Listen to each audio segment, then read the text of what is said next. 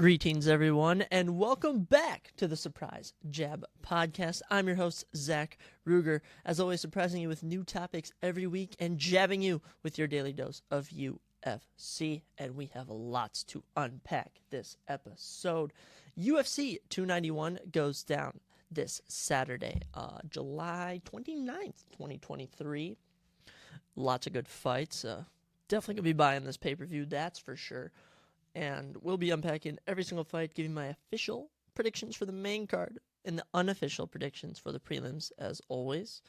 We also are going to be talking about Oppenheimer. I did see that last night, so we will give a review of Oppenheimer. We've also got some Ultimate Fighter news. We're going to be diving into a little conspiracy theory today. We've got all sorts of stuff today on the Surprise Jab Podcast. And it's a pretty nice day out. Pretty good day. You know, Saturdays are... There's just something about Saturdays. I don't know if it's just the stigma that it's considered a weekend day. You know, you have nothing to do on a Saturday, and you have nothing to do on a Sunday, which means you can stay up late. So Saturdays just always bring such good vibes, and that is just what we are bringing today with UFC 291. But we've actually got some miscellaneous things to talk about. In the NFL realm, we have two noticeable things I saw in the AFC regarding some quarterbacks. So we're gonna touch on those briefly. Justin Herbert, current quarterback of the Los Angeles Chargers, just reached a 5-year, $262.5 million extension. Justin is young 20s, will now be with the team probably until his late 20s, early 30s. And I mean, I like this move from the Chargers. I certainly do think Justin Herbert is a good quarterback, but, you know, they haven't really produced much, you know? I mean, don't get me wrong, he's got some great targets. I mean, Joshua Palmer was so underrated last year. I mean, do we even need to mention Keenan Allen? Mike Williams started out pretty good. But man, Justin Herbert, still young, very happy. But when I'm looking at the AFC West, okay, you know, you got the Chiefs, the Raiders, the Broncos, and of course the Chargers. And I'm really not knowing if the Chargers can compete with the Chiefs. I mean, don't get me wrong. They always offer up challenges to the Chiefs, you know, the Raiders, Broncos, Chargers. It's just something about divisional matchups where even like the top dogs, I'm talking like, if you want to consider the Chiefs, the Eagles, the Patriots at the time, even when they had Tom Brady, you know, they were the top powerhouse, but even they would lose to divisional opponents that weren't as good as them. So when I'm looking, I'm seeing the Chiefs as the clear number one. You know, I could see the Chargers maybe contending, but I really don't. Okay, Chargers definitely gonna fall into the number 2 spot. I feel the Chargers are better than the Raiders and the Broncos, but they're not gonna reach the Chiefs level. I mean, they have Austin Eckler, but other than that, they need a lot more weapons. I mean, Bosa can only get you so far. I'm pretty sure Khalil Mack's still on the team. I suppose we'll see. And Raiders and Broncos, I mean, that's just my split for 3 and 4. I mean, I can easily see the Raiders taking 3rd. I can see the Broncos taking 3rd, but they're going to swap between that 3rd and 4th spot. So, honestly, I feel like the Chiefs are just a dynasty right now. And they're riding high off their Super Bowl win. I don't know if they're going to repeat, you know. I mean, my Minnesota Vikings, all right, we're cooking up something, all right. Y'all haven't figured out. We're doing something. We're not only going to win the division, we're going to shock you all and win every playoff matchup and the Super Bowl. You heard it here first. But besides my not my bandwagon, was it? Besides my bias towards my home team, we do have some unfortunate news regarding another AFC quarterback, this time in the AFC North, as Joe Burrow. I don't know what he hurt at practice, but he had to be carted off the field. It's going to miss the first few weeks of the season. That is such a hit for the Bengals. But if I'm the Steelers, if I'm the Ravens, if I'm the... Oh, I'm blanking. Who's the other team? If I'm the Browns, I'm rejoicing. I'm rejoicing because you now don't have Joe Shiesty in there. You can easily pick up a few wins over the Bengals to start the season. Because don't get me wrong, I mean, they got great wide receivers. Joe Mixon, talk about just having an absolute turnaround to his NFL career, was top 10 last year, maybe even top 5. gosh, who else do they get? I mean, decent defensive players, but I mean, the Ravens definitely have worked up something. The Steelers definitely improved. Can we even say the Browns have improved? I just love that the Browns always suck. That's kind of just like the gag joke in the NFL, that the Browns suck. It's just funny. You always think they're going to do good. Actually, you don't. Their fans always convince you they're going to do good, and they just always end up sucking. So, I feel bad for Joe Shiesty. Joe Burrow will be out, but I don't know if I even pick him up in fantasy football. I'm kind of hesitant now. I mean, I was thinking about how Deshaun Watson was like, oh, okay, once Deshaun comes back, week 11, week 12, I mean, I'm going to be an absolute dog, and he absolutely sucked. So, the AFC North, AFC West, going to be some interesting divisions this year. That's all the NFL news we got for today. There's always more NFL news. And, I mean, fantasy football season's going to be kicking off pretty soon. NFL going to be going crazy. So, very excited for that. But in terms of some drama, I mean, let's turn towards reality TV in the UFC realm. The Ultimate Fighter Episode 9 dropped Tuesday? I forgot what day Tuesday was. And it was very good. I always like to say they always do a good job up until the fight of just like with filler stuff, just like training, talking to your family, sweet stuff like that. However, the actual fight was very boring. So, we were in the lightweight division. Austin Hubbard and Roosevelt Roberts, they were boys. I think they tried to get Austin to switch teams to McGregor, and I think he just denied that because they didn't know what to do. But Brad Katona actually switched teams. If no one knows who Brad Katona is, he actually won the Ultimate Fighter. I think that was either season 27, 28 or something like that. He trains with McGregor in Ireland. And I was seeing a little preview of next week because I think Brad fights next week. Brad was really happy to be on his team, and I know that Team Chiller's not going to be happy with that. But anyways, as for Austin Hubbard and Roosevelt Roberts, talk about just a technical fight. Nothing happened. I missed the decision kind of because my stream was lagging. I've really bad Wi-Fi in my house, so even the ESPN app loads super slow. And I just saw that Austin Hubbard won by decision. I mean, quite possibly nothing happened. I think he landed a takedown at one point, but I can't recall. Roosevelt, Dana said it best. He wants guys to go out there and get it, and neither guy looked like they wanted it. So, Roosevelt, you're kicked out. I don't even know if he's going to come back to the UFC after having a fight like that. Because, I mean, you can starch an up-and-coming contender, whoever he fought in episode 1, but then we find someone like Austin Hubbard, who's actually like, he is a veteran. He is truly a veteran. And you're losing. You don't really offer Dana White much room, Sean much room to re-sign you. So, Austin Hubbard will fight the winner of Jason Knight and Kurt Holloway. Without a doubt, I'll be rocking with Jason Knight in that matchup. Probably by submission. I like a Jason Knight submission over Kurt Holloway whenever that fight goes down. But we're going to bantamweight next weekend. That's right. Brad Katona. Very talented, very good. Former winner of the Ultimate Fighter. We'll be taking on Timur Valevin, man. Timur's good.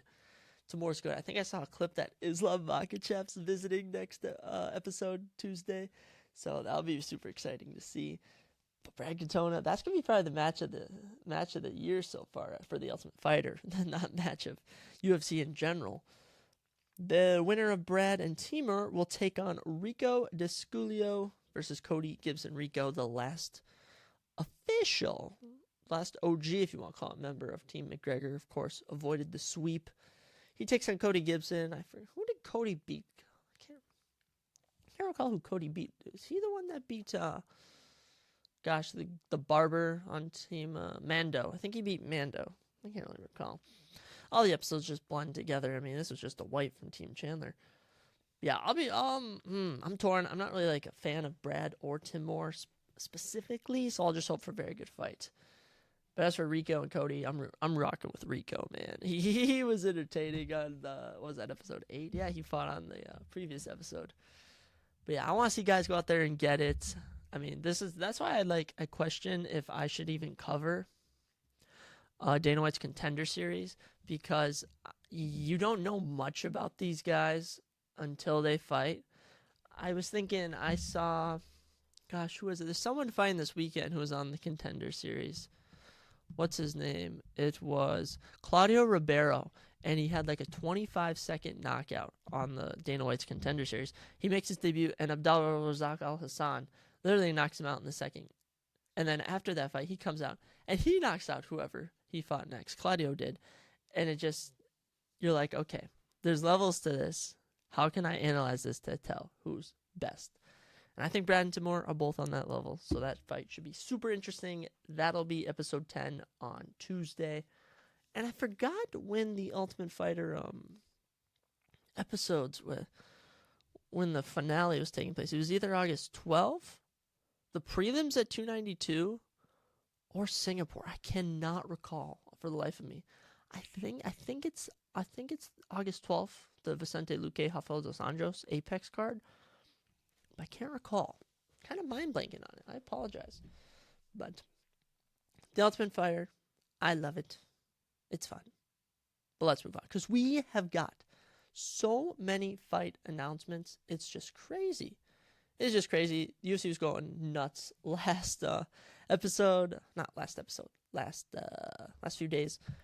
So let's talk about all the fights that came out. Because we did have some fight cancellations for UFC 291. But we will not talk about those at the moment. Let's dive into the featherweight division in the UFC. All right. Number 9, Giga Chikadze will be taking on number 15, Alex Caceres at UFC Singapore. It has been so long since Giga fought. Man, he last fought, I'm pretty sure, January 2022. So it has been when he fights, it will have been a year and 8 months since he last fought. And he'll be taking on Alex Caceres. Very happy Alex is finally getting a shot back at a top 10 opponent. And I believe this will be the co-main. I assume it will be under Holloway and Korean Zombie. But I'm all here for it, man. That's so entertaining. And early prediction, I got rock with Giga. I just feel like Giga's striking is better than Caceres'. But we'll see how the takedown game does. But I mean, it's crazy. You know, Calvin Kattar absolutely bludgeons Giga in January of 2022. Giga hasn't fought since then. Since that fight, Kattar is yet to win a fight. I'm pretty sure he's dropped a fight to Emmett, dropped a fight to, Arnold Allen. And now, who knows who Calvin Kattar's going to fight. I think Calvin Kattar should fight Movsar Evloev. That's just my personal belief. And we also have number 14, Edson Barbosa, and number 11, Sodiq Yusuff. I'm so happy Sodiq is fighting. It has been way too long since my boy Sodiq fight. He actually last beat Alex Caceres, I'm pretty sure, in 2022. I honestly can't even remember. It's been way too long. And that's for Edson Barbosa. I mean, he's coming off a nasty knockout of Billy Cortillo. I mean, that was a dirty knockout. He hit him with a knee when he was like shooting for a takedown or something, and just face plants him, puts him right to sleep. Very, very, very happy that Sodiq's getting a fight. It does kind of suck that he's fighting down, but I guess it's Edson Barbosa. So I mean, when you fight legends, it's kind of different. So it's a good name for the resume. So very happy. Early prediction, Sodiq Yusuff by decision. Or maybe by knockout, because I love Sodiq. The last featherweight matchup that we had announced was number 12, Bryce Mitchell, and number 13, Dan Ige. The talk is over. These two are going to fight. And man, last time we saw Bryce, when was that? That was UFC 282, I believe, in December of 2022, where he was getting bludgeoned by Ito Pira. As for Danny Ige, I think he beat Damon Jackson earlier this year, if I can recall correctly. Knocked him out cold, as always. Danny Ige loves knocking out unranked contenders and then struggling with ranked guys. So as for this, I mean, I kind of like both guys, but I just feel that Danny Ige will ultimately win on the feet, but that Bryce Mitchell's takedowns will be the difference maker. So I might even go with a little bit of Bryce Mitchell by controversial split decision. And that's all the featherweight fights we had announced. We also had a welterweight fight announced between Santiago Ponzinibbio and Daniel Rodriguez. That just feels like such an even matchup. Two guys, similar stand-in styles, both coming off of nasty knockout losses. it just feels like the right matchup for them. As for Santiago, he's definitely in the latter stages of his career. Whereas for Daniel Rodriguez, I mean, there's a point where Daniel was fighting up against Neil Magny, and then he was knocked out by. He's finished by Neil, knocked out by Ian Gary, and now he finds himself fighting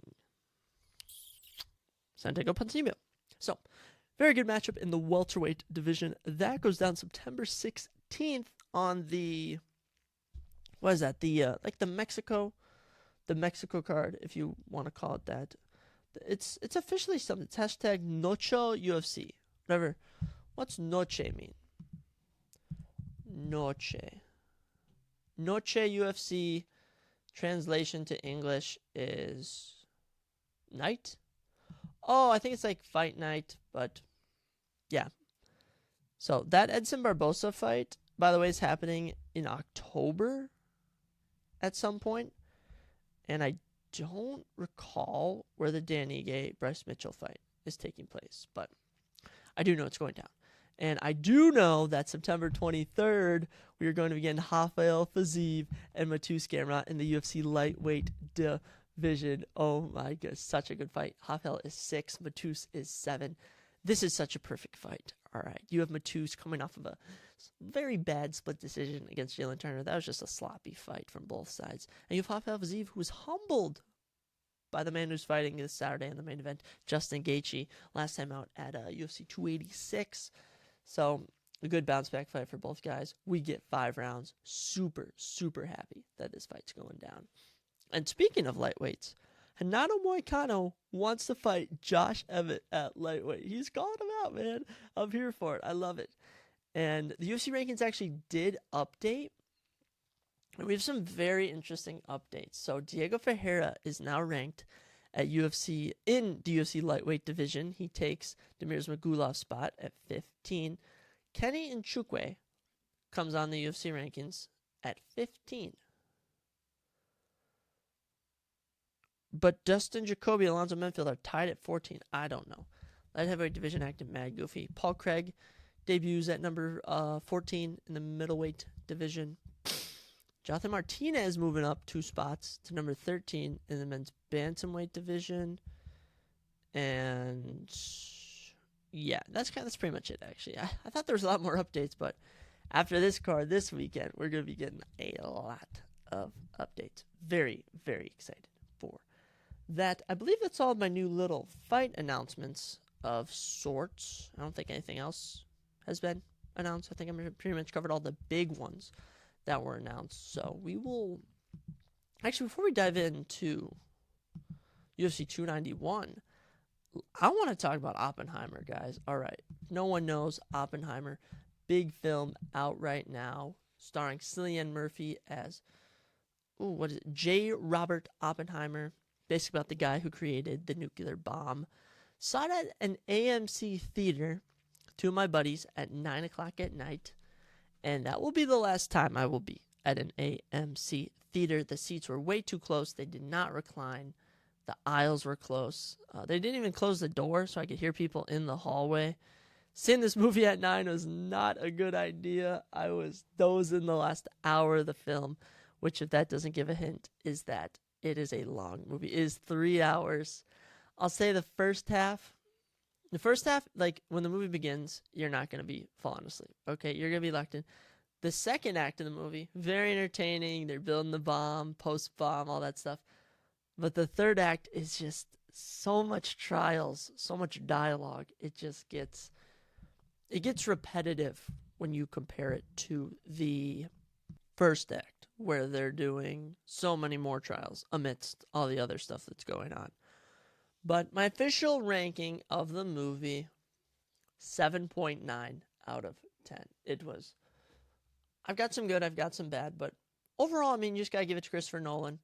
He put together this film. So much, I can just tell, so much effort went into this film. So many scenes, the costumes, the dialogue. The dialogue's crazy, man. I want to see the script for this film because I bet it's long. And all credit to Cillian Murphy because he definitely had the most lines in this film. And this is one of those movies where you forget they're actors. You see actors, you're like, oh my gosh, it's that guy. But you see them portraying the characters. Now, I won't lie. For Robert Downey Jr., it did become, that's Robert Downey Jr. playing that character. That was that for me. But for Cillian Murphy, I saw him as Oppenheimer. Same thing for Matt Damon. It wasn't really, who did Matt Damon? Matt Damon played Leslie Groves, who's like this army, this like general. It was Matt Damon in a suit, in like not a suit, in a uniform. That's what it is, in an army uniform. But certainly very good. Not the best. I mean, the length certainly kills it. But the stars in this film were absolutely crazy. Cillian Murphy playing J. Robert Oppenheimer, the lead. Okay, Emily Blunt, John Krasinski's wife, playing Kitty Oppenheimer, his first wife, I believe. And I mean, Emily Blunt. I remember her from Jungle Cruise, and I remember her from what's the movie? Like Don't Look, Don't Speak. The movie with John Krasinski. Oh my gosh, what's that called? Don't Make a Sound or something. I don't know. Whatever the one movie with aliens and stuff. She was like an alcoholic in this film. She didn't like her kids. She hated her life. Wow, such a good actress as Emily Blunt. Of course, Matt Damon is Leslie Groves. Spoilers incoming. All right, spoilers incoming. So I want you guys to skip a bit forward if you don't want to hear this. But Robert Downey Jr. as Louis Strauss. I did not realize that Robert Downey Jr. was the villain in this film. He was the one trying to portray Cillian Murphy, trying to discredit, that's the word, discredit J. Robert Oppenheimer because of a dispute they had at a dinner previously. And I think that's what I got. I mean, I was kind of dozing the last hour, but I did kind of catch that Robert Downey Jr. ended up being the villain, if you want to call it that.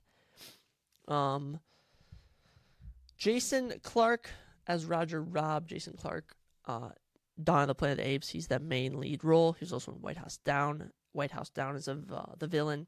You'll recognize his face. Tony Goldwyn played one of the Senate guys. Tony Goldwyn, you will definitely recognize him. I'm trying to find what movie he's been in. I mean, he's just one of those actors that you recognize. I can't find a specific movie that I could compare him in. Just the face you recognize. I mean, what was there? Gregory Jabara, another face you would recognize. I'm just reading their actor names. Tom Conti as Albert Einstein looked so good. Albert Einstein. It was kind of a cameo, but I mean, the whole plot almost was this conversation that J. Robert Oppenheimer had with Albert Einstein in the beginning of the movie, and you were viewing it through Robert Downey Jr.'s perspective when you were just waiting to see it through J. Robert Oppenheimer's perspective. And that's kind of how the movie ended. And it's kind of just this realization from Cillian Murphy, from Oppenheimer, that, he's unleashed this on the world. And he struggles with living with, was this a good decision? Should I have done this? And he regretted it. He didn't regret it. It was very good. I enjoyed that, like, mentally, like, should I have done this? Was this a good idea? And it just makes you think, was it a good idea? Should we have dropped it? We're all so pro-America. But then you realize, like, they killed, 70,000 innocent Japanese lives? And it was for the greater good in our minds. And, I mean, it was either we send our own troops and they die, or we kill these innocents and they die. I mean, it really is depressing when you think about it. But it was just done so well. We also had, I'm just going to rattle off some names of just faces you would recognize. David Krumholtz as Isidore Rabai. Matthias Schweighöfer as Werner Heisenberg. He was in some Netflix movie I was trying to think of. Alex Wolff as Luis Alvarez. He was, what movie was he in? He was in, he's like this younger actor. I mean, oh my gosh. I'm mind blanking here, ladies and gentlemen. He was in Old. That's not what I saw him in, but that's probably what most people recognize him in. You also had, where are they? Florence Pugh as Jean Tatlock. I mean, Florence Pugh's nude scenes, they weren't even like, I don't think they were going for them to be hot. They were more awkward, if I think. I was kind of like, I just feel like she doesn't need to be naked, but at the end of the day, I mean, gotta keep it historically accurate. You had David Dashmachine as William Bourdain. Such a small... You had Rami Malek in a small role in this film. And Rami Malek is I'm pretty sure, an Emmy Award-winning actor. And he didn't even say words in his stuff. He was just holding the clipboard and got swatted down. Kind of funny. Josh Peck, Jack Quaid, and what's Roderick's name? Roderick from Darwin Would Be Kid. They all played like physicists, and man, just all guys who are not really in serious roles, playing serious roles. All respect to them. They did it. They did a wonderful job portraying their characters. And some of the good from Oppenheimer is the dialogue was amazing. You cannot deny it. This film had great dialogue. Just the cast was insane. I will give them that. The pace might have seemed slow, but they did a lot of clipping. All right, from the beginning, they were clipping like past, present, and future clips all together. Certainly a Christopher Nolan perspective to filming. I've only seen like parts of Interstellar. I haven't even seen like Inception or Tenet, so I can't really I guess I've seen the Dark Knight films, but I haven't really watched them. I watched them when I was little, so I wasn't really fully locked in. So this was my first real Nolan theater experience, and I'm kind of torn on it. Kind of torn how I feel about it. But I will give some negatives. The length was bad. I will reiterate that it was a very long film. I understand it was historically accurate. It was based off the book American Prometheus, which is a very good title of a book. I won't lie. American Prometheus is a very good title. But gosh, it's just so much of the court scene, so much of the questioning of him. And I don't want to say, spoiler ahead, that the nuclear bomb was underwhelming, but it was. It was underwhelming. I understand it was the first test. I understand that. I understand that they actually dropped a nuclear bomb and that the government wasn't going to sanction him to drop a freaking Hiroshima bomb, so they gave him one that they can get some footage with, nothing too crazy. But it was a bit underwhelming, and I don't want to keep saying oh, I wish there was more, because I should appreciate it, but I do. Okay, the length hurt me, the theater hurt me, the time I watched it at hurt me. I mean, I got out of there at 12:30. Me and my two buddies, I took a video of us. I don't know if I should post it on TikTok or not, but I took videos of us before and after, and just my mood is just completely different.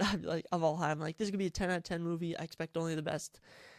And I was kind of tired after it was all over. So a lot of factors went into me not liking this, but I got to give it the 7.9. It's not an 8 for me, but a 7 and 7.5 are just too disrespectful.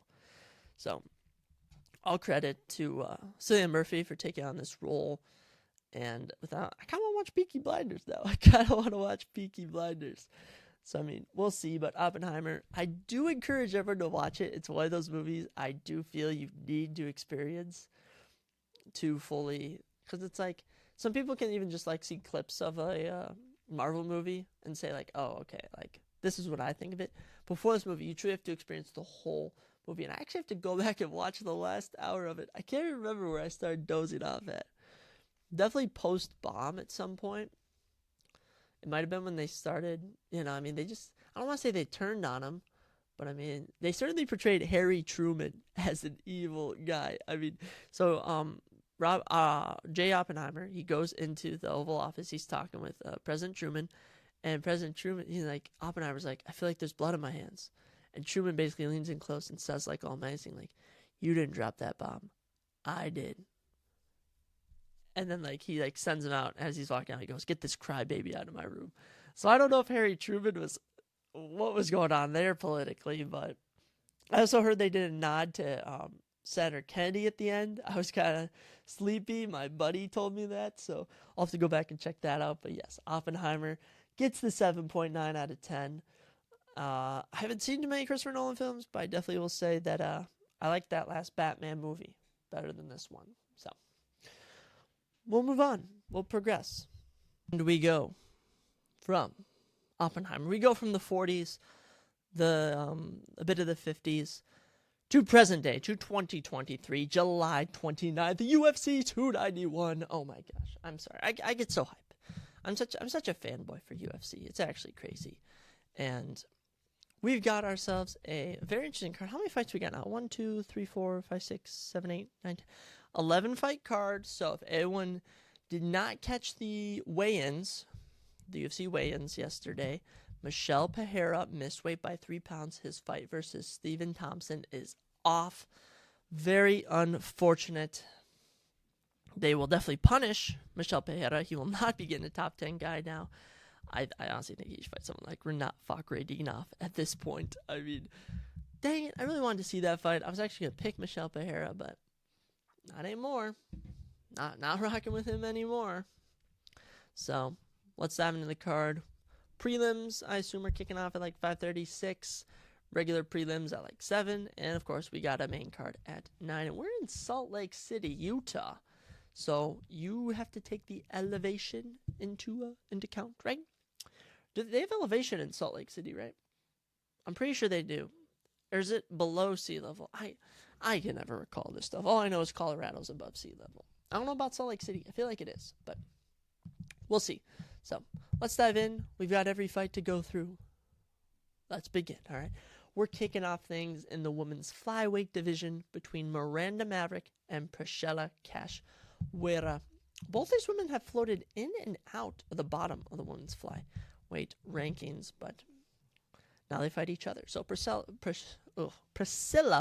Cachoeira, I'm going to just call her Cachoeira, I like it better, coming off a win over Ariana Lipski in August of 2022. I remember that fight. I predicted her to do that, and she did. She is 4-1 her last 5 since 2020. She actually started out her UFC career 0-3 with losses to Valentina Shevchenko, Molly McCann, and Luciana Carolina. She's honestly only lost to good competition. Priscilla is legit. She stands at 5'7", 65-inch reach. Definitely like striking more, I feel. Definitely a striker. 12-4 professional record. I mean, they call her Zombie Girl because she can take some punches. And I mean, looking at this now, I mean, the only time she's been finished in the UFC are when she has been submitted. So, Priscilla, looking pretty good. She'll take on Miranda Maverick. And I do feel bad for Miranda Maverick. I mean, come into the UFC, 2-fight win streak, get a big win over Jillian Robertson. The Macy Barber fight from Sandhagen versus Dillashaw Fight Night in 2021 was one of the most brutal robberies I've ever seen in my life. Miranda Maverick and Macy Barber, one of the greatest robberies of our generation. The only round you could give Macy Barber was round 3 at best. At best, you could have given her round 3. But she clearly lost round 1, clearly lost round 2, and somehow got a decision win. But Macy Barber's legit now. So, Miranda Maverick would then lose to Erin Blanchfield. I mean, Erin Blanchfield's now like the number 2 or number 3 ranked women's flyweight in the world. But then she would beat Sabina Mazo, beat Shayna Young, and then lose to Jassu Davies at UFC 289. So, wow, a quick turnaround for Miranda Maverick. Just under 2 months. Actually, under 2 months since her last fight. Miranda, I don't know. This is very good matchmaking. Good job, UFC. Since Priscilla struggles with takedowns, since that's kind of Miranda's, she either gets taken down or takes people down, I'm going to pick Miranda Maverick by decision. It's not official, so I just have to talk about it, but that's who I will be picking to start off the night. But I should actually see whoever the underdog is, because historically, who's ever the underdog for the opening fight, or the opening like 1, 2, or 3 fights, and it's a women's fight, historically the underdog wins. I kid you guys not. Go check it out. I just feel it happens all the time. Moving on, we check out the welterweight division for our second fight of the night, as Matthew Semmelsberger will take on Uros Medic. Uros stepping in for Johan Lanes on short notice. Both these fighters are 6'1", a 4-inch reach though for Matthew Semmelsberger, 75-71. Uros coming off a win over Omar Morales earlier this year May of 2022. He knocked out Omar Morales. It has been a while since Uros has fought. He is 2-1 in the UFC, coming from the Contender Series. His only career loss and UFC losses to Jalen Turner. In 2021, he lost by rear naked chokehold. As for Matthew Semmelsberger, 11-5 professional record. Came to the UFC in 2020. Started out 2-0, lost to Chaos Williams. Following that, would knock out Martin Sano in 15 seconds. I remember that. Then he'd be 4-1 before dropping a decision to Alex Morono. He would then beat Jake Matthews, dropping him 3 times. And then would lose a split decision to Jeremiah Wells earlier this year in April. I do recall that fight. Matthew was winning in the striking department, but Jeremy Wells was just too good on the ground. And he's going to hang with him. I mean, good wrestling will beat good striking, is what I've heard. Is what I've heard from the experts. That's what I know. That's what I hear. So for this fight, I'm actually torn. You kind of got 2 guys that like to strike, but I've seen Semmelsberger more, so I will pick him by knockout. Okay. Moving on, I mean, the big fights just keep coming. Jake Matthews, a staple in the unranked welterweights, takes on Darius Flowers. Darius Flowers, coming from the Contender Series. I believe he's stepping in on short notice, potentially. He actually won from an injury against Amiran Golagadze. And that was in August 2022, so it's been almost a month. I mean, almost a year since Darius Flowers last fought. For Jake Matthews, he of course lost to Matthew Semmelsberger in December 2022. We just mentioned Matthew Semmelsberger. But before that, he had knocked out Andre Filo, lost to Sean Brady. He had previously been on a 3-fight win streak. I mean, Jake Matthews been in the UFC since 2014. I mean, he's lost to James Vick, lost to Kevin Lee. He's beaten Li Jingliang. He's beaten Diego Sanchez. I mean, this guy's fought a lot. I'll pick Jake Matthews by decision. I feel like that's a safe pick. So, moving on in the middleweight division. I'm excited for this middleweight matchup. Roman Kopylov versus Claudio Ribeiro. Roman is 10-2. He started out his UFC career losing to Carl Robertson and Albert Durov, dropping a decision to Albert, getting submitted by Carl. But in September of 2022, he would knock out Alessio De Chirico in round number 3. And earlier this year, on the first card of the year, he would head kick knockout Punahele Soriano. I believe it was. It just says kick. I can't really recall. But Roman bringing some momentum into this one against Claudio Ribeiro. Oh my gosh. Claudio Ribeiro, we mentioned him earlier. Won on the Contender Series with a 25-second knockout. Would lose his debut, but then in May against Joseph Holmes, he would just go crazy. TKO him. This is a tough one. I like both these guys, but I'm going to rock with Claudio Ribeiro by knockout. I really like that pick. And Claudio Ribeiro is an intimidating looking guy. But size-wise, Claudio just has an inch in height, 2 inches in reach. So very similar in size. Should be a very good matchup. I'll be looking forward to this one on the prelims. Moving on to the flyweight division. CJ Vergara takes on Vinícius Salvador. This is very noble. Vinícius misses weight by 2.5 pounds. He will forfeit 20% of his winnings from this fight in the flyweight division. And CJ Vergara, I saw his reaction to Salvador missing weight, and he was kind of like, can't do that, man. It's unprofessional. But CJ Vergara, 11-4, currently coming off a nasty comeback win against Daniel Lacerda earlier this year. I mean, I thought he was down and out. He had been dropped 2 times, but he rallies, gets a TKO win. Very happy for him. And his losses are to Odi Osborne and Tatsuro Taira. And I mean, Tatsuro's an absolute dog. So CJ Vergara is a Contender Series vet. Had a nasty finish of Bruno Correa in 41 seconds. So CJ Vergara, stay familiar with that name. Could be a staple in the flyweight division. And he is my pick. Okay, Vinícius coming off a win on the Contender Series, but lost his debut earlier this year to Victor Altamirano, who lost to Tim Elliott last time out. So without a doubt, I'm going Vergara by TKO. No respect for people who miss weight. No respect. I mean, that's your job. Your job is to make weight, and you can't even make weight. And I know I'm no fighter, but I mean, come on. You should know better. Moving from the little boys to the, I guess not the biggest boys, but Gabriel Bonfim and Trevin Giles in the 170 welterweight division will close out the prelims, and you guys should be familiar with Gabriel Bonfim's name. So, for starters, Trevin's got a 2-inch reach, Gabriel a 1-inch height advantage. Gabriel 14-0. He is undefeated, coming off of a Von Flue choke on the Contender Series earlier this year at UFC 283. He would beat Manir Lazez in 49 seconds with a guillotine choke. So Gabriel Bonfim is an absolute killer, ladies and gentlemen. And I mean, he's only 26. Actually, I think he's, pardon me, Gabriel Bonfim's 25 years old. And I mean, the finishes just pile up for him. He actually has a brother named Ismail Bonfim. Ismail, of course, fought Terrence McKinney. Last time lost to Benoit Saint Denis. But I mean, when your older brother is, and I actually did not realize that they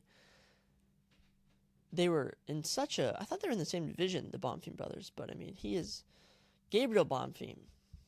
He's got like 35 pounds on him. So out of all his fights, Gabriel has never been the distance. That was right. 14 wins, 14 finishes. Whew, that Munir Lazez guillotine choke was nasty. Enough gloating about Gabriel Bonfim. Next name is Maratina. Marentina. I don't know. I struggle with those nicknames. But Trevin Giles is coming off of a split decision win over Preston Parsons. Currently on a 2-fight win streak. He's been in the UFC since 2017. Usually either strings together wins or strings together losses. So we'll see after this one. I mean, Trevin actually lost to Dricus du Plessis for dropping down to he lost to Dricus in 2021. Drops down to welterweight and gets knocked out by Michael Morales. But he's finally found his footing, wins over Luis Koch and Preston Parsons. I mean, this is crazy. Trevin actually holds a win over Roman Dolidze. That's just crazy because Roman's just an absolute dog. And it's just weird that this guy, Trevin Giles, is beating him. I believe that was would have been at 185. So Trevin Giles is legit, but I mean, when we have a 14-0 prospect with 14 finishes, do you think I'm going to pick against him? Maybe I'll pick against him, but not here. Gabriel Bonfim by submission in round 1. I mean, if it ain't broke, don't fix it. So, Bonfim, we're picking you. But enough with these prelims, which we've actually recorded. If no one knows, I missed my prelims on July 15th. My mic wasn't recording, and I predicted them all correctly. So, let's hope that this caught all the prelims, and it did. But let's dive into the main card. We got some ranked fighters right off the bat. I mean, I'm so excited for this main card. If you can't tell, we're starting off in the welterweight division. I mean, welterweight. Gosh, how many welterweight fights did we have on the prelims? We had two welterweight fights. Actually, no, we had 3 welterweight fights. So this will be our 4th and final welterweight fight of the night, and it features number 12 ranked Michael Chiesa taking on unranked. Always entertaining, always funny, Kevin Holland. Oh my goodness. I've played this fight so many times in UFC 4. It's going to be a close one. All right, Kevin, he's got the height, 2 inches, but it's that 6-inch reach that's going to be playing a big discrepancy in this fight. Kevin Holland coming off of a knockout win over Santiago Ponzinibbio in April of this year. Knocked him out cold in round 3 after pretty much winning the striking battle. The first 2 rounds, Kevin Holland's coming in with a lot of momentum. And I mean, this new version of Kevin Holland kind of sprung about in 2020 when he stringed together 5 wins. Lost some main events against Derek Brunson and Marvin Vettori, was brutally outgrappled. Gets a no contest against Kyle Dawkins when they have a head clash. Then, since dropping down to welterweight, he's 3-2. And actually, he's 3-1. I should say that Hamzat Chimaev fight was not at 170. I mean, he's finished Alex Oliveira and Tim Means in round 2, both performance bonuses. Takes a Hamzat Chimaev fight in 24 hours notice. Gets submitted, but showed some excellent scrambling skills. the Wonder Boy fight in December of 2022. I mean, I thought Kevin was doing good until he broke his hand. But, Kevin Holland, I love him, man. He's coming in off a knockout win. And he actually has more fights than Michael Chiesa, despite having 6 years less UFC experience time. But Michael Chiesa, I mean, this is my favorite fact. Michael Chiesa has not fought since November 20th, 2021.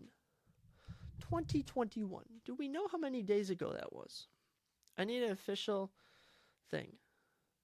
How many days ago was November 20th, 2021? How many days ago? 616. It has been 616 days since Michael Chiesa last fought, and he's on a 2-fight losing streak now. The Vicente Luque fight in 2021, yes, Michael gets a takedown, lets his neck get open, gets starstruck. Now the Sean Brady fight, Sean wins round 1 and 2, and then gets brutalized in round number 3. But it was crazy seeing Michael Chiesa get out-grappled by Sean Brady.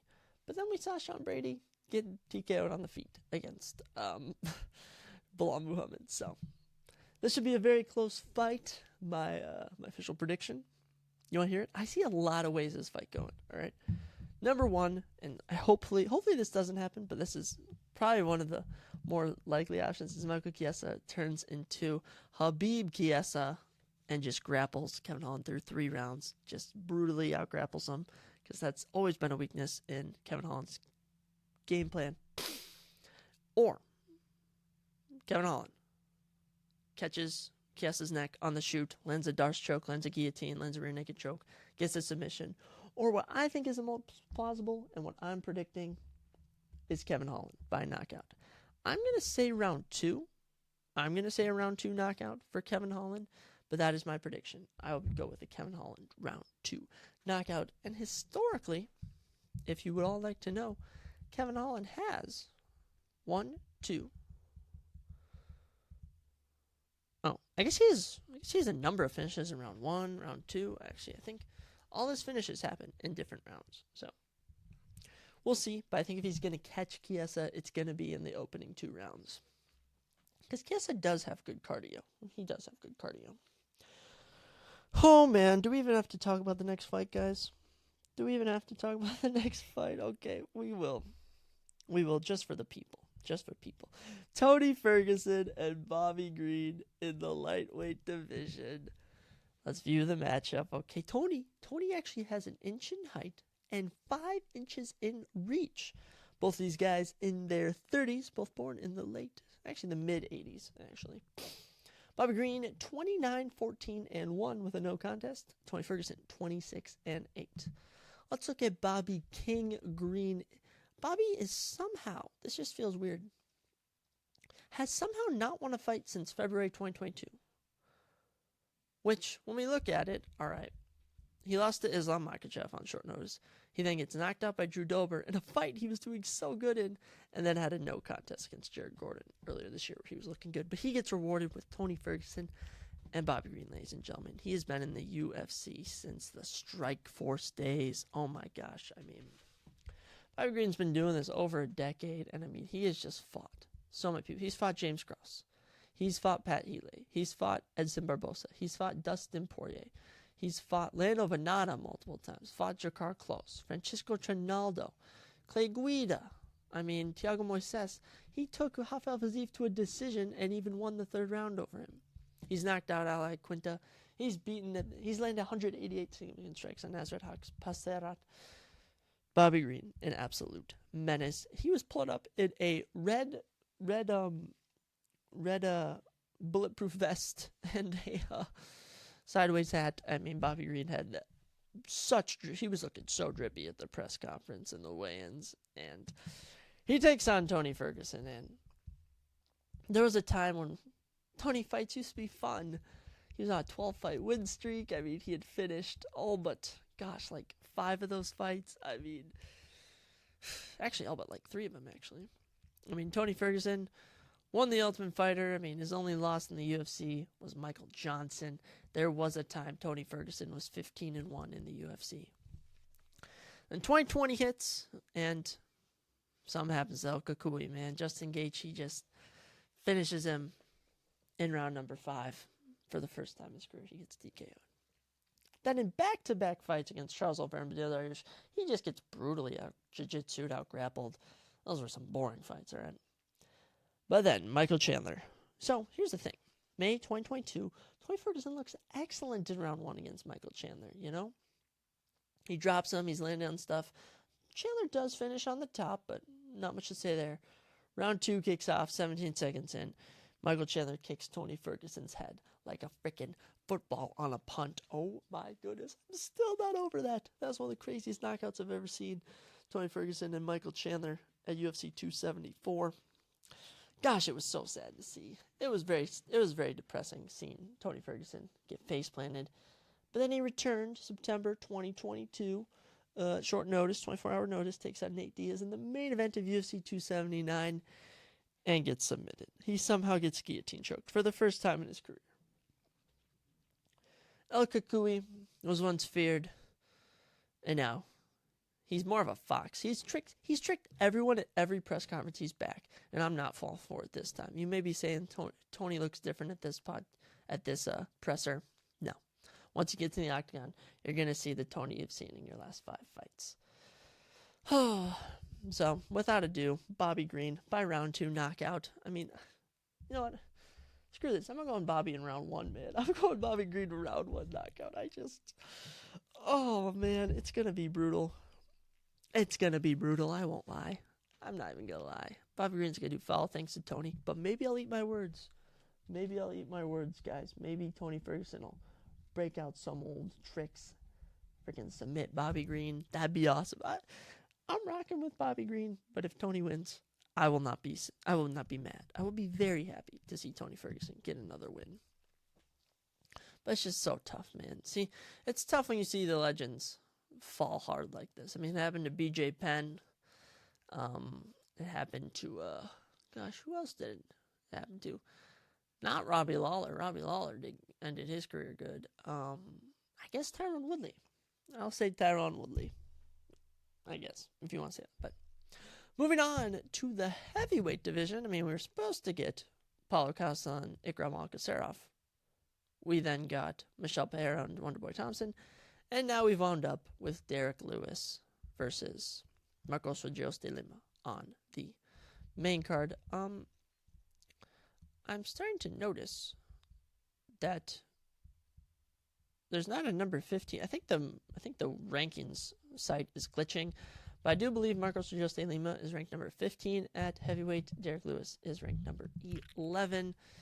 Whew, we got some big boys here, ladies and gentlemen. 262 pounds for Derek Lewis, and he's rocking a 6-pack. Derek looks in great shape. Marcos Rogeros de Lima coming in the 250 range, maybe 260 something. I don't know. Height, 2 inches for Derek Lewis. Reach, 4 inches for Derek Lewis. So he does have size against Marcos Rogeros de Lima. But we will talk about Derek in a second. As for Marcos, currently on a 2-fight win streak, actually coming off of a Andrei Arlovski rear naked chokehold, and humbled Waldo Cortez Acosta by taking him down 3 times. So Marcos is 4-1 in his last 5. And I mean, if you want to go even farther than that, he's 5-2 his last 7. So I mean, Marcos been doing it in the UFC since 2011. 2011 he fought in Strikeforce, but in 2014 he officially began his UFC run. I mean, he actually lost to Nikita Krylov in 2015, lost to Ovince St. Preux in 2017, lost to Stefan Struve in 2019. All these losses by submission.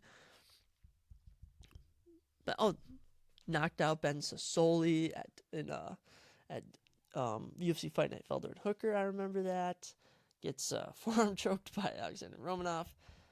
But Marcos does look good as of late. I mean, the finishes of Ben Rothwell and Andrei Arlovski are very impressive. And I mean, he's got power in those hands.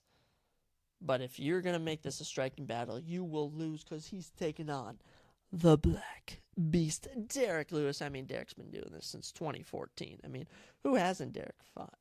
All right. Who hasn't Derek beat? He's knocked out Gabriel Gonzaga. He's beaten Roy Nelson. He's knocked out Shamil Abdurkimov. He's knocked out Travis Brown.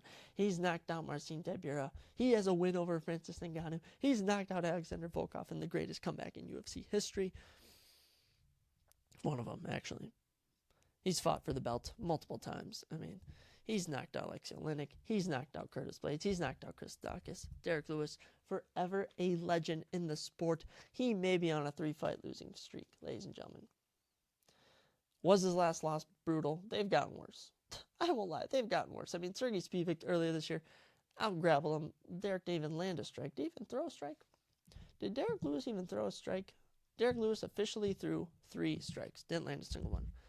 Look, the Sergey Pavlovich stoppage at UFC 277, that was an early stoppage, okay? But at the same time, Sergey was probably going to mess him up even more. Had Dan Miragliotta not stepped in, the Tai Tuivasa knockout, I mean, that was just, Tai was at his prime, man. You were not stopping Tai on that night. Of course, knocked out Daukaus. Cyril Gane fight we're not even going to talk about, but I mean, Derek Lewis has not been the distance since, February of 2020. Wow. Marcos Rios de Lima is hit or miss on going the distance. But I would pick Marcos, but I can't. I gotta rock with Derek Lewis, ladies and gentlemen. Derek Lewis by round 1 knockout. I thought Derek would beat Sergey Spivak. He did not. But I'm not abandoning my boy. I am not abandoning my boy. All right, Derek Lewis, you got this. Knock out Marcos Rios de Lima. Send him packing back to Brazil. Show him that Houston spirit. And I think it's funny that I have no faith in Tony, but then I'm putting faith in Derek Lewis. And that's only because, honestly, those fights are, wow. Derek Lewis, Marcos Rios de Lima, Tony Ferguson, Bobby Green, very similar storylines. 2 legends falling off. 2 guys who've been doing this a while, getting a bit of a bump up in competition. Very interesting. Very interesting. But let's talk about the next fight. I am very, very, very torn on this fight. In the light heavyweight division, Jan Blachowicz, Alex Pereira. So Jan is actually ranked number 3 in the light heavyweight division. Alex Pereira currently ranked number 2 in the middleweight division. Alex is moving up as he should move up. But let's check out I know Alex came in at 205.5, so I mean, Powhatan is looking heavy. He has 1 inch in reach and 2 inches in height. I mean, Alex is a big specimen. I mean, on his freaking fists, he has stones tattooed. I mean, that is so intimidating, but Alex Pereira, 7-2 professional record. He suffered his first UFC loss against Israel Adesanya earlier this year in April. But before that, had 3 of 4 finishes in his 4 UFC wins, and 3 of those finishes were all performance bonuses. I mean, the Andres Micheldas flying knee was crazy. He then, I don't know how Bruno Silva survived him, honestly. Sean Strickland tried to stand with him, gets knocked out in round 1. And the Israel Adesanya comeback. I mean, we'll remember that for as long as we follow MMA. But I mean, he is coming off of getting knocked out cold by Adesanya in April. I mean, he was knocked out cold. He was asleep. He was dreaming about counting sheep in frickin' April. And he's already back. And he's taking on the Polish power, Jan Blachowicz. If no one knows, I love Jan Blachowicz. Jan has been in the UFC multiple times. He had a little run from 2014 to, he's been in the UFC since 2014. He was about to get cut. There was a time he was 2-4, but he stringed together 4 straight victories. Losing to Thiago, he would then string together 5, including winning the UFC Light Heavyweight Championship and defending it. He would lose it to Glover, beat Rakic by injury, then have a draw against Magomed in December. But he finds himself here in the co-main event of UFC 291, and there are lots of things to look at here. All right, I think there's 2 notable things. One is for Jan is the fact that, look, Pereira was just knocked out. All right, your chin does not fully recover. You mentally have to be aware, and you have to mentally be prepared to face the Polish power. I mean, Jan has crazy knockout power. He's knocked out Dominic Reyes, knocked out Corey Anderson, knocked out Luke Rockhold. I mean, he's got some nice knockouts. He does have a grappling disadvantage against light heavyweights. I mean, Rakic took him down. Magomed took him down. Magomed, I'm pretty sure, won the fight from those takedowns. Glover took him down. But we look at his wins over Adesanya, and we'll even say someone like Nikita Krylov, which is pretty much irrelevant at this point, but still. I mean, he was taking down Israel Adesanya with ease. I feel like he can do that to Pereira, who has even less takedown defense. So, Jan has the power and the takedowns. But Alex Pereira has a left hook, and as we've seen, Glover used the left hook to beat him, and Thiago Santos used the left hook to beat him. Now, we can't really look at the Magomed Ankalaev draw, because, I mean, Jan won the first 2 rounds from striking. Round 3 was very debatable, but I feel like rounds 4 and 5 were both 10-8s for Magomed Ankalaev. So Jan is coming off of an interesting loss, but certainly was not from the striking. It was from the ground game. Alex Pereira has 0 ground game. So I was feeling Jan by a knockout, but I'm actually going to go Jan by TKO from takedowns, just getting on top and just pounding away on Alex Pereira. So we are going to pick the Polish power, Jan Blachowicz, but this is going to be a very close fight. I have nothing like riding or dying on this fight, so I'm kind of cool with whoever wins. I kind of just want it to be entertaining, be a good fight. But yes, Jan Pereira, someone's going to sleep. Someone's going to sleep. Or maybe not. I'm going with Jan, but don't count up Poatan's power, okay? And whoever wins this will definitely be ranked number 3 or number 2 in the light heavyweight division. So, there's that. But let's get into the main event. The whole reason we're paying Dana like $80 freaking. We've got number 2 and number 3 Justin Gaethje. Number 2 Dustin Poirier, number 3 Justin Gaethje in the men's lightweight division. The rematch. 5 years in the making. Justin Gaethje's got 2 inches in height. Dustin Poirier's got 2 inches in reach. I mean, these two are just the diamond, the highlight. There's even as they come. Let's look at Justin Gaethje, ladies and gentlemen. Justin Gaethje, we'll start from the beginning. All right. Comes in the UFC undefeated, beats Michael Johnson in a performance and fight of the night. All right, that's a performance of the night and a fight of the night. All right. He would then have fight of the night against Eddie Alvarez and the man who he's rematching, Dustin Poirier.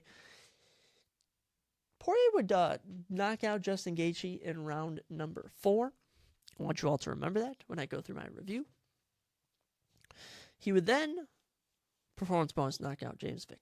Fight of the night knockout Edson Barboza. Performance bonus Donald Cerrone. Fight of the night and performance bonus finish Tony Ferguson. Then he would lose to Khabib. He would then have a fight of the night against Michael Chandler, where he went the distance for the first time in his career. He would then lose to Charles Oliveira in one of the craziest opening rounds. UFC 274. Charles Oliveira, Justin Gaethje. One of the craziest opening rounds I've ever seen in MMA. So entertaining, all right? But his last fight out against Rafael Fiziev, March 2023. It was close. They were striking, but Gaethje landed more damage and gets the majority decision. Fight of the night victory, I mean. Justin Gaethje has only not gotten a performance bonus, or a post-fight bonus, I should say, in 2 fights. And that's Khabib and Charles Oliveira, where Khabib and Charles Oliveira got performance bonuses. So, I mean, Gaethje is truly the highlight reel, truly so entertaining. And he looked so technical against Fiziev. I mean, watching the Charles Oliveira fight, he just looked so out of place. He looked like they just threw this guy in a cage who kind of knew how to just swing.